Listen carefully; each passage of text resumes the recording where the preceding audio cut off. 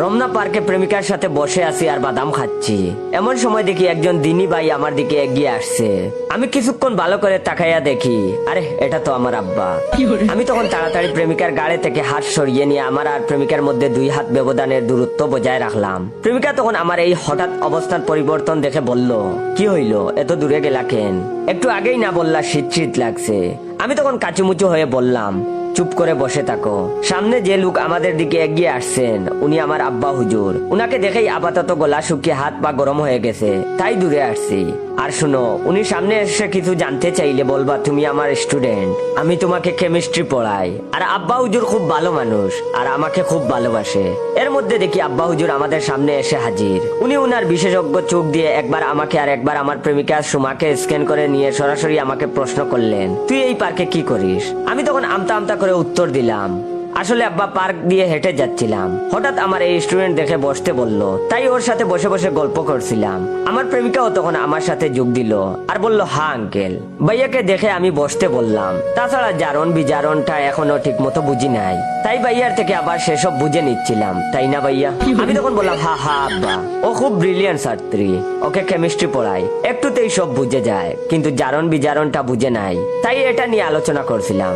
মানুষ হঠাৎ অদ্ভুত কোনো প্রাণী দেখলে যেভাবে তাকিয়ে থাকে, আব্বাও তখন আমার দিকে সেভাবে তাকিয়ে আছে। আর আমি একবার আব্বার মুখের দিকে আর একবার প্রেমিকার মুখের দিকে দেখছি। হঠাৎ তখন আব্বা বলে উঠলো, তুই না এসএসসি তে 2 বার কেমিস্ট্রিতে ফেল করছিলি, ইন্টারে একবার, তুই এমন গাধা হয়ে এই মেয়েটাকে কি শিক্ষা দে? বন্ধুরা আজকাল প্রেমিকার সামনে বাস দেয়, সেটা খুব স্বাভাবিক ব্যাপার, কিন্তু নিজের বাপ যে প্রেমিকার সামনে নিজের ছেলেকে এইভাবে বাস দেয়, এই অভিজ্ঞতা মনে হয় আমারই প্রথম। প্রেমিকাকে আমি বলছিলাম আমি এসএসসি ইন্টারে 2টাতে গোল্ডেন এ প্লাস পাইছি, ছেলে খুব ব্রিলিয়ান্ট, জগন্নাথে কেমিস্ট্রিতে পড়ি, কিন্তু আব্বা প্রেমিকার সামনে ইজ্জতের পুরা ফালুদা করে দিয়েছে। আব্বার এসব কথা শুনে তখন প্রেমিকা আমার দিকে আগুনের চোখে তাকিয়ে আছে। ঠিক এমন সময় আব্বা হুজুর আমাদের মাঝে বসে গিয়ে ওকে বলল, দেখো মা, আমার এই ছেলে কিভাবে তোমাকে পড়ায় এটা আমার ঠিক বুঝে আসছে না। যে ছেলে নিজের পরীক্ষায় ফেল করে তার ছাত্রীর রেজাল্ট কেমন হবে সেটা ভেবেই আমার কষ্ট হচ্ছে। তুমি কিছু মনে করো না মা। আমি তখন মনে মনে বলতেছি, আব্বা হুজুর আমার হাত দিয়ে কাপড় ছিঁড়ে আবার সুই দিয়ে সেলাই করে, দরকার নাই আর সেলাই করার, যে বাঁশ দেওয়ার তা দিয়ে দিয়েছে। ঠিক এই সময় আব্বা হুজুর এক অদ্ভুত কথা বলে উঠলেন আর বললেন, আচ্ছা তোর গার্লফ্রেন্ড শিলার খবর কি, যে নিয়মিত আমাদের বাসায় ঘুরতে আসতো?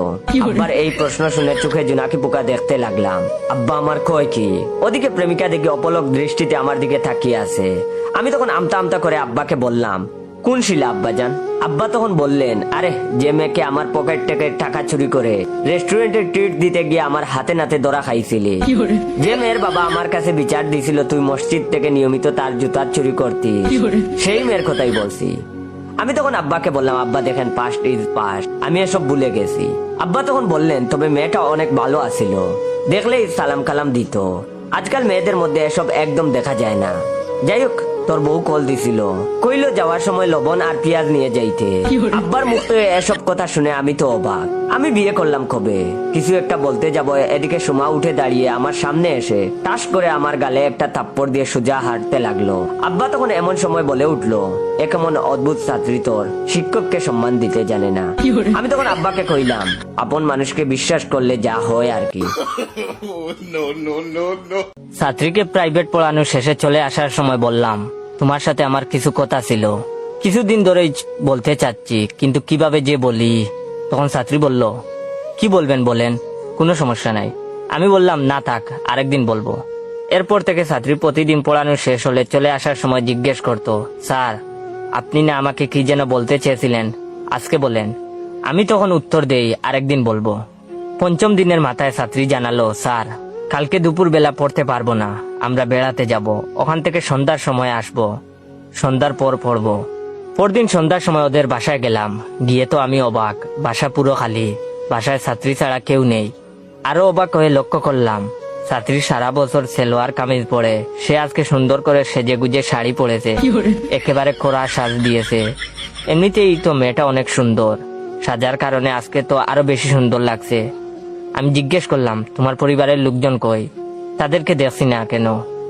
তখন লাজুক হেসে ছাত্রী জবাব দিল, সন্ধ্যার দিকে বাড়ির সবাই মিলে মামাতো বোনের জন্মদিনে গেছে, সবার আসতে রাত 11টা বেজে যাবে।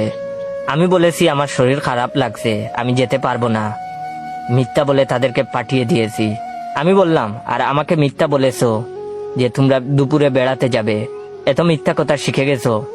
আমার কথা শুনে ছাত্রী খিলখিল করে হাসতে হাসতে বলল, আপনার জন্যই তো এমন করলাম।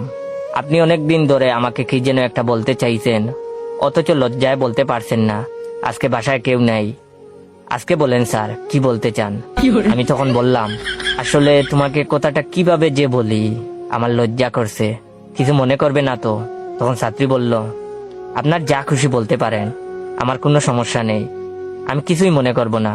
আপনার মনের কথাটা শোনার জন্যই তো আজকে সন্ধ্যার দিকে আসতে বলেছি।